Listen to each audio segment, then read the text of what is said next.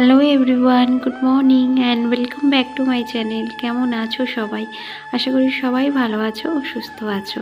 আর আমিও মোটামুটি বেশ আছি। শুভপ্রিয়া ক্রিয়েশনের আর একটা নতুন ভ্লগে তোমাদের সবসময় ওয়েলকাম। যে যেখান থেকে আমার এই ব্লগটা দেখো না কেন, তোমাদের সবসময় ওয়েলকাম থাকবে আমার এই ছোট্ট ভ্লগে।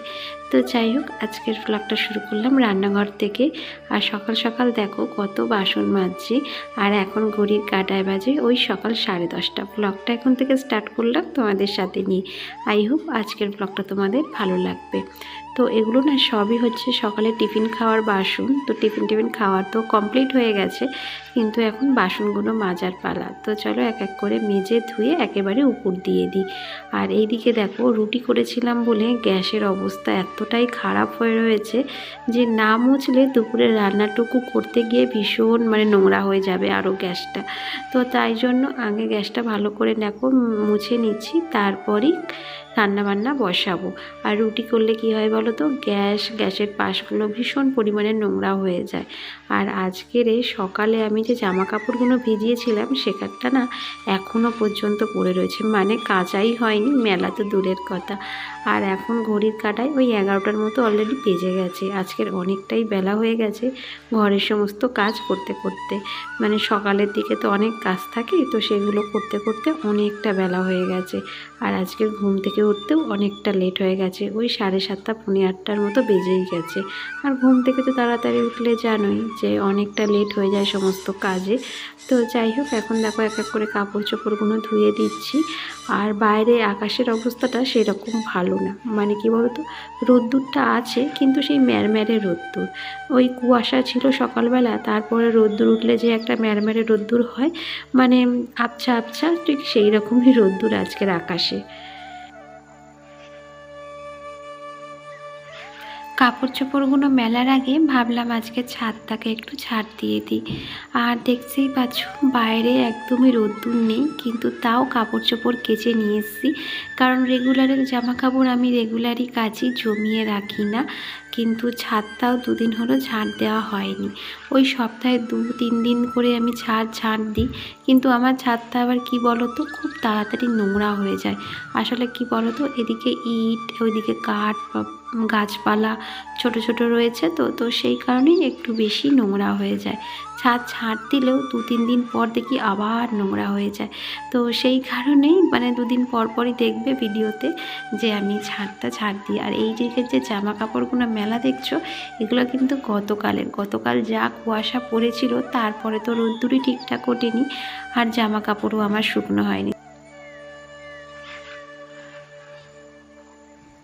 বন্ধুরা, ভিডিওর মাঝখানে তোমাদের কাছে ছোট্ট রিকোয়েস্ট যে আমার ভিডিওর কোনো অংশ যদি তোমাদের একটুও ভালো লেগে থাকে, তাহলে অবশ্যই একটা লাইক, শেয়ার অ্যান্ড কমেন্ট করে আমার এই ছোট্ট চ্যানেলটাকে একটু এগিয়ে নিয়ে যেতে সাহায্য করো।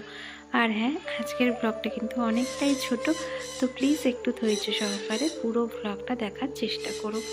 আর এখন দেখো চলে এসেছি নিচে, রান্নাঘরে, কারণ দুপুরে রান্নাটাও কমপ্লিট করতে হবে। আর আজকের মাছ মাংস দুটোই রয়েছে। না এটা ভেবো না যে আমার বাড়িতে কেউ আসবে, কোনো গেস্ট, তা নয়। মাছ মাংসটা আনার কারণ হচ্ছে আমার বর মুরগির মাংস খায় না, তো সেই জন্য মাছ এনেছে, একটু বেশি করেই মাছটা এনেছে। কারণ যদি পরের দিন আবার হয়ে যায় তাহলে ভালোই হবে। বেশি করে আনার কারণই হচ্ছে 2 দিন করা।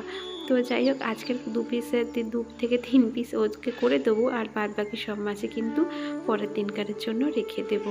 আর এদিকে দেখো মাংসটা ধুয়ে হয়ে যাওয়ার পর আমি মাছগুলোকেও এক এক করে ছাড়িয়ে নিচ্ছি। আর মাছে না ছোটো ছোটো ভীষণ আঁশ রয়েছে, ও ছাড়িয়ে এনেছে, তারপরও দেখলাম অনেক আঁশই রয়েছে।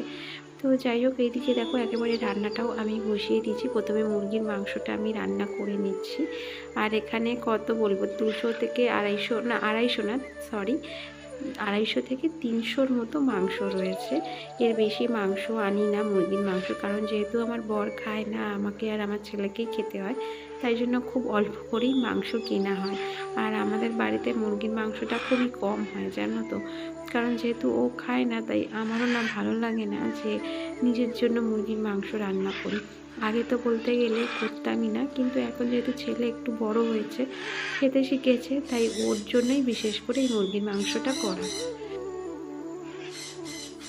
ওইদিকে মাংসটা বসিয়ে দিয়ে এইদিকে দেখো আমি একটু লাল শাকগুলোকে ঝুড়ির মধ্যে দিয়ে ভালো করে ধুয়ে নিচ্ছি, কারণ এই শাকগুলোতে দেখলাম বেশ ভালোই না মাটি রয়েছে।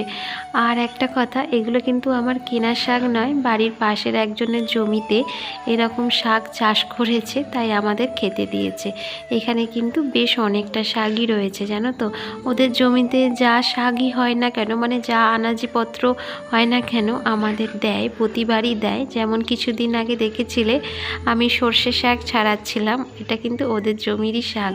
তো একদিন চেষ্টা করব ওখানে গিয়ে একটা ভিডিও তোমাদের সাথে শেয়ার করার। ইচ্ছা তো আছে কিন্তু সময় হয় না জানো তো, মানে দুপুরের পর যে একটুখানি বেরোবো এখানে সেখানে, সেটা আর না ইচ্ছা হয় না সারাদিন কাজের পর। আর এখন যেটা রান্না করছি সেটাকে কি দেখে বুঝতে পারছো? এটা হচ্ছে রুই মাছের তেল। এটা খেতে আমার বর খুবই ভালোবাসে, তাই ও বাজার থেকে এনেছে, মানে রুই মাছের সঙ্গেই এটা দিয়েছিল। তো এটা একেবারে সব শেষে রান্না করছি। আর আমার এই মাছের তেল খেতে একদমই পছন্দ নয়, আমার জাস্ট ভালো লাগে না, কিন্তু আমার বরের আবার পছন্দ।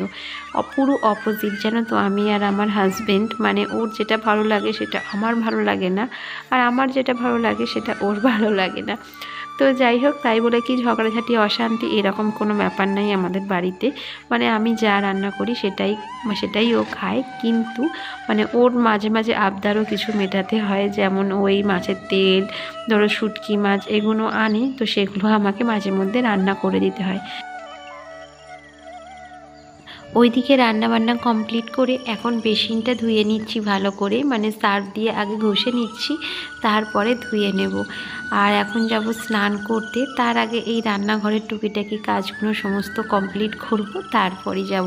আর রান্নার পর তো জানোই কত কাজ থাকে রান্নাঘরে, মানে যতক্ষণ না রান্নাঘর ক্লিয়ার হচ্ছে স্নান করেও শান্তি নেই জানো তো। আর এখন বাজে দুপুর 3টে, একেবারে স্নান টান সেরে ঠাকুরের পুজো সেরে দুপুরের খাওয়া দাওয়া কমপ্লিট করে এখন যাচ্ছি ছাদে। কিছু জামা কাপড় যে মেলে দিয়েছিলাম সকালে, তো সেগুলোই আনতে। আর আগের দিনকারের দেখো জামা কাপড় এদিকে মেলে দিয়েছিলাম, এগুলো কিন্তু সবই শুকনো হয়ে গেছে, কিন্তু ওই দিকের যে কিছু জামা কাপড় মেলেছিলাম সকালে, তো সেগুলো না মানে এখনও আধ শুকনো হয়ে রয়েছে। যেমন এই মোটা মোটা গেঞ্জিগুলো, এগুলো তো শুকনোই হয়নি, এগুলোকে আবার নেক্সট দিনের জন্য মেলতে হবে। তো আজকের ভিডিওটা এখানেই শেষ করলাম, আবার দেখা হবে নেক্সট ব্লগে খুব তাড়াতাড়ি। ততক্ষণের জন্য টাটা, সবাই ভালো থেকো আর সবাই সুস্থ থেকো।